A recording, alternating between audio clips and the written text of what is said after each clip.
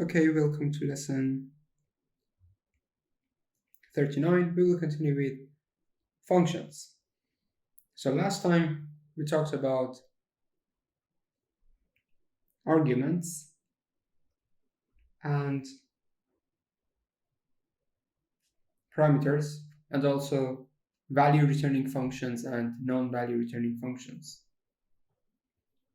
We have the concept called positional arguments. So here, the position of arguments is important because we are talking about positions, right? We have something else called keyword arguments.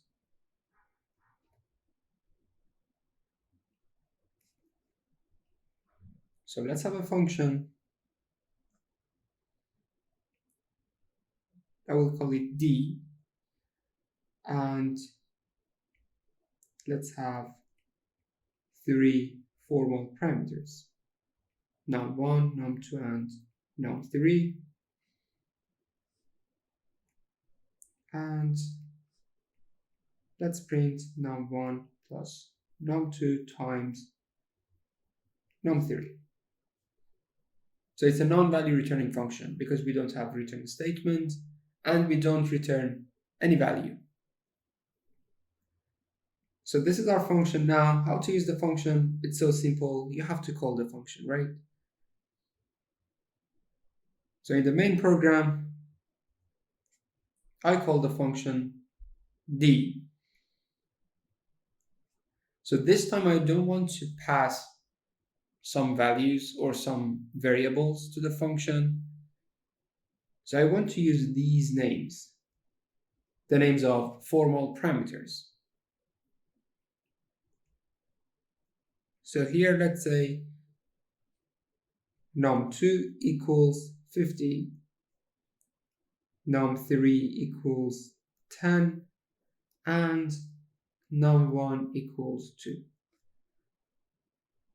So what's happening here? We are using the names of formal parameters in the function call, right? And these names that you have in the function call must be exactly the same as the names of formal parameters. So here you have num2. So if you want to pass a value to the function using keyword arguments, the thing that we have here, they must have the same name. So here we have num2 equals 50. So as you can see, the order doesn't matter here because we are using keyword arguments. So in this example, num2 comes first and then num3, and the last one is num1. So it doesn't matter. So num2 goes to num2. So once again, these names must be the same. If you have num1 here in the function call, you have to have num1.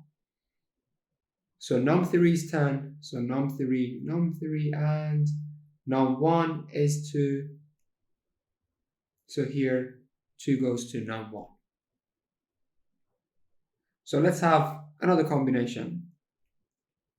D equals num1 equals 10, num3 equals 5, and lastly, num2 equals 22. So here we don't have the correct order, no problem, because we are using keyword arguments. So in keyword argument, the order doesn't matter.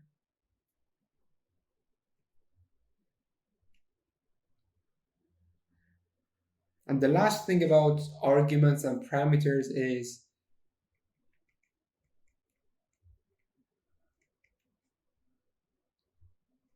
default arguments.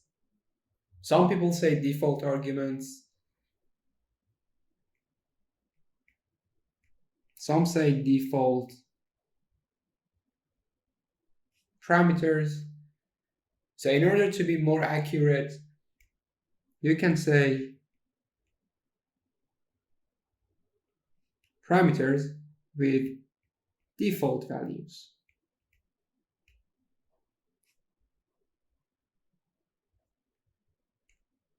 So to be super accurate, let's say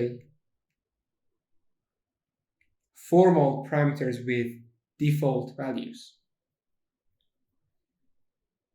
So we don't do something special, we just set a default value to a formal parameter. So let's have a function def, the name of the function test, x, y. So here, nothing new, right? We have two formal parameters. But this time I want to set two default values to these formal parameters. So I say x equals 1, y equals 2.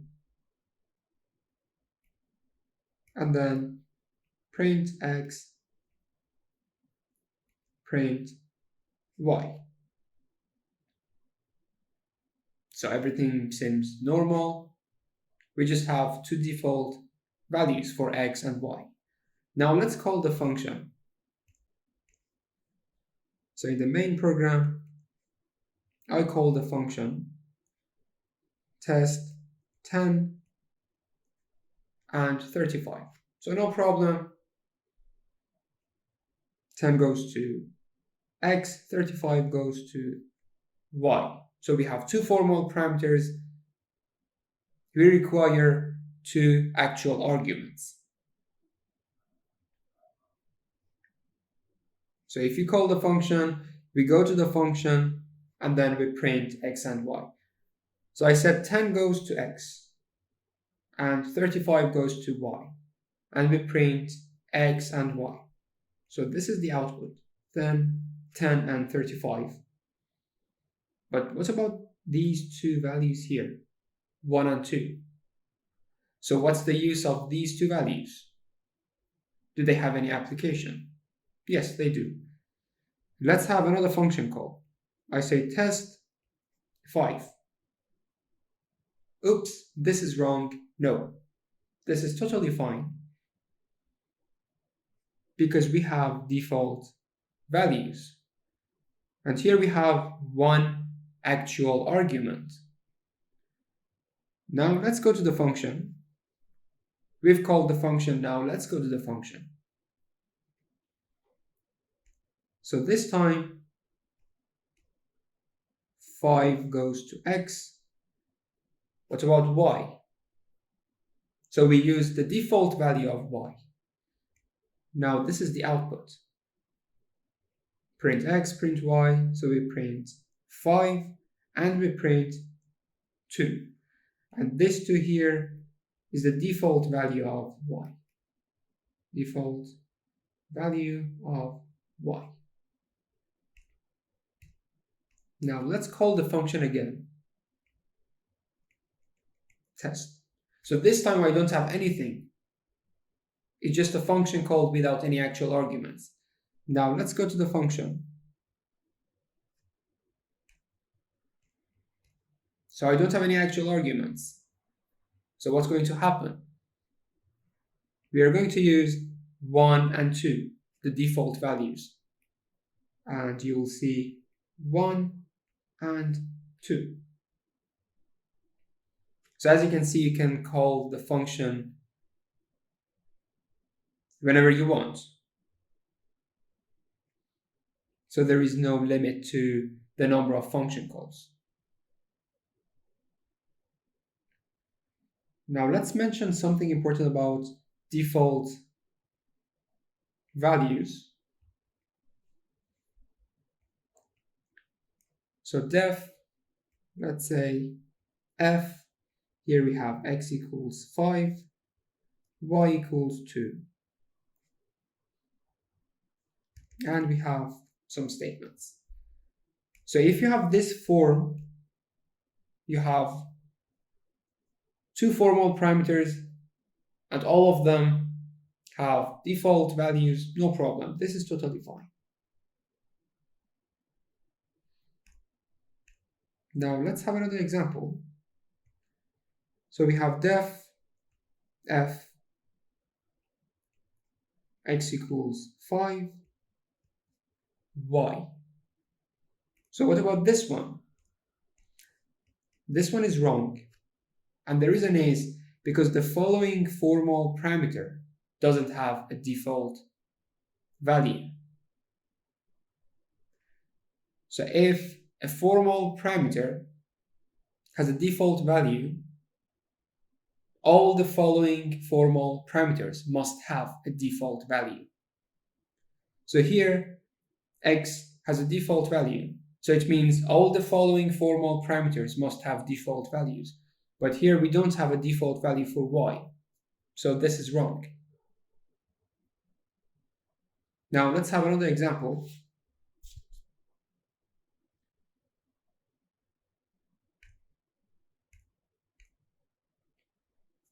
So we have def f x y equals 10 z equals 20. So what about this one? This is totally fine. So we don't have any default value for x. We start from y, this one here. It has a default value. So it means all the following formal parameters must have default values. Yes, we have the same case. Z has a default value. So this is fine. Now let's have one more example. Def f x equals 5 y z equals 10. So what about this one? Does it have a problem? Yes, it does. Here, x has a default value. It means all the following formal parameters must have default values. But here we have a gap. So this formal parameter, y, doesn't have a default value. But here, z has a default value. So the problem here is y. It doesn't have a default value. So this is wrong. So let's say we want to fix this one. So def f x equals 5. Let's say y equals 1, z equals 10. Now, this one is correct. Because all the formal parameters have default values. So once again, if a formal parameter has a default value, all the following formal parameters must have a default value. Otherwise, you will get an error. Okay, let's continue with local and global variables. The concept is so simple. If we say a local variable, it means that variable has been declared inside a function. Or we have the variable inside the function, not outside the function. And what about global variable? It's outside all the functions in your program.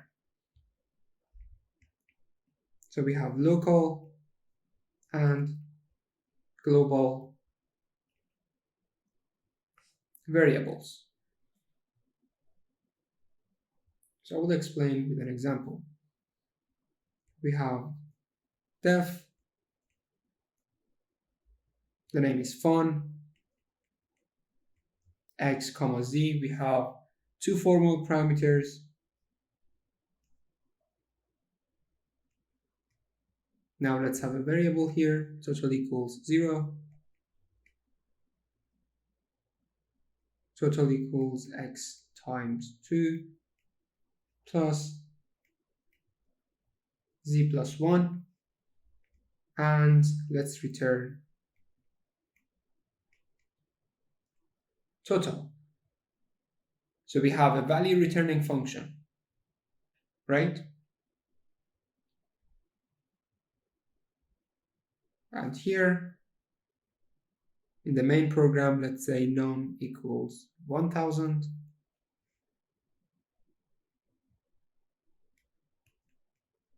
And I print the value of, let's say, this function call. I say num and then 5.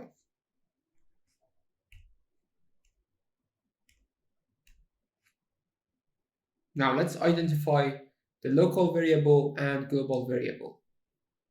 So I said that whatever we have inside the function, any variable,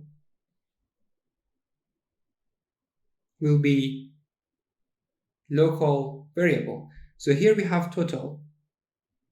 So it's inside the function, right? So this one is a local variable.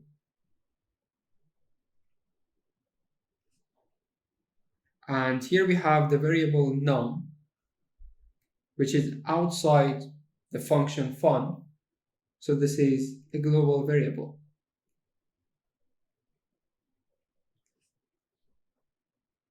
So like, what's the application? So whenever you have a global variable, you can access that global variable using all functions. So if you want to access this one, this variable num, using function fun, you will not have any problem. But what about this one here? What about total? Can you access total outside the function? No, you can't. So this is why we say local variable and global variable. So I will write it here as a note. Global variables can be accessed by all the functions.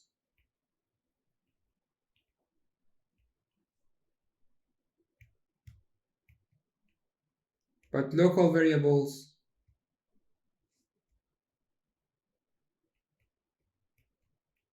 cannot be accessed.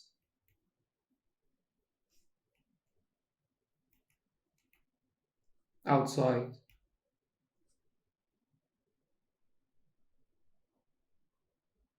the function, or we can say outside its scope. So this one here, the value of the function is scope of total. So you cannot access total outside its scope, which is the body of the function.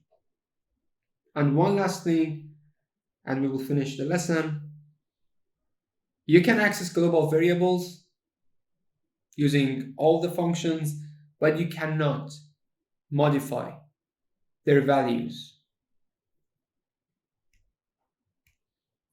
So you might say, what if we want to modify the value of a global variable? If you want,